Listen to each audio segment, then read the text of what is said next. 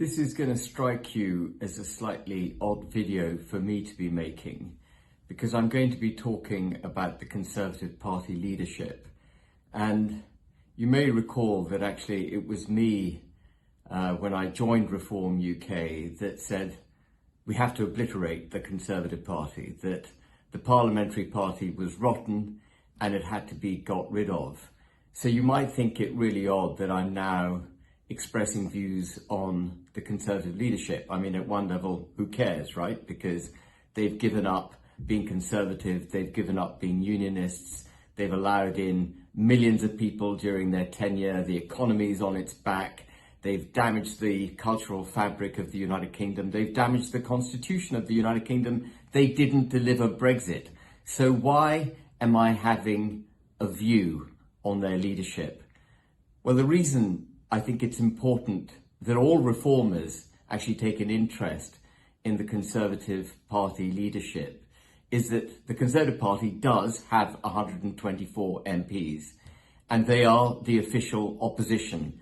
And so it's vital that while Reform UK gets its act together, getting ready for the 2029 general election, that the Conservative Party has a leader that will make the arguments forcefully and capably at the dispatch box that need to be made by the opposition to Keir Starmer.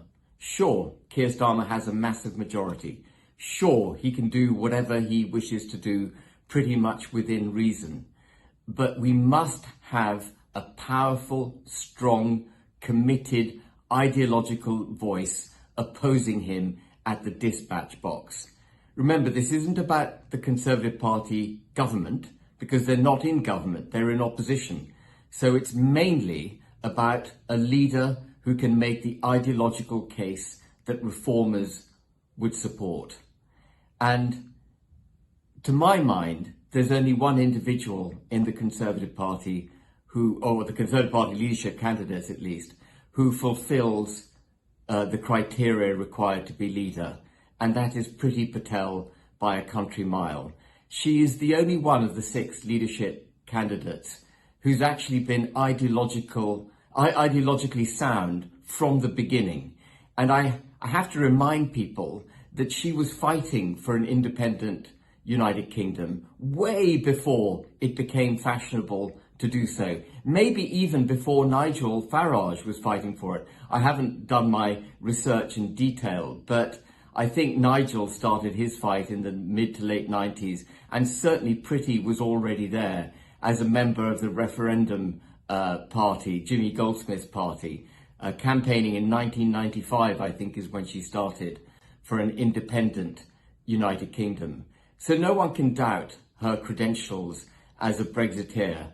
And being a Brexiteer is critical in my mind to being a reformer, because to be a reformer, you have to believe in the United Kingdom. You have to believe in a proud, independent, sovereign, prosperous United Kingdom with strong borders. And so you've got to be a Brexiteer. And if you're not a Brexiteer, frankly, you're not a Conservative in my view, and you're not a Unionist. Now, there are others who are trying to don the pro-British Brexiteer clothing, if you like, in the leadership context. Perhaps right up at the front alongside Priti is Robert Jenrick. But even though his language and his rhetoric now is very pro-Brexit, you know, I've watched him for many years and he came across to me pretty decidedly as a one nation wet Tory, kind of wishy-washy, unable to really espouse a clear ideological position.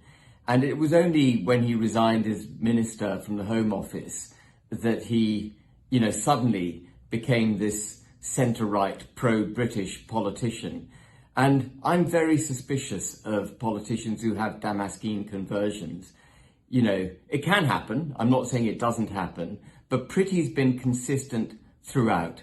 Now, some of you watching this will be looking at it, listening, thinking, well, you know, come on, immigration went through the roof under her watch. Absolutely. There's not a single Conservative MP member of the Conservative government for the last 14 years that isn't guilty of delivering mass immigration, that isn't guilty of all the damage that I mentioned earlier on in this video.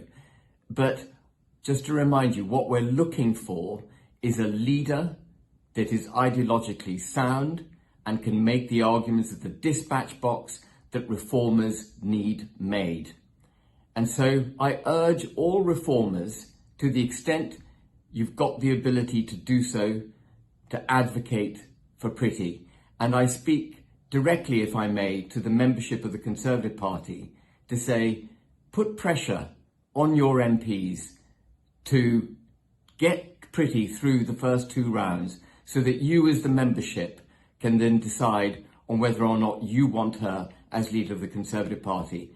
But I say this with utter conviction.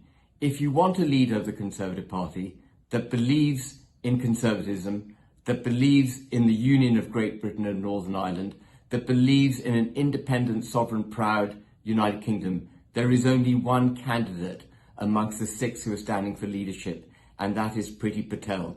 Please put your weight behind Priti Patel.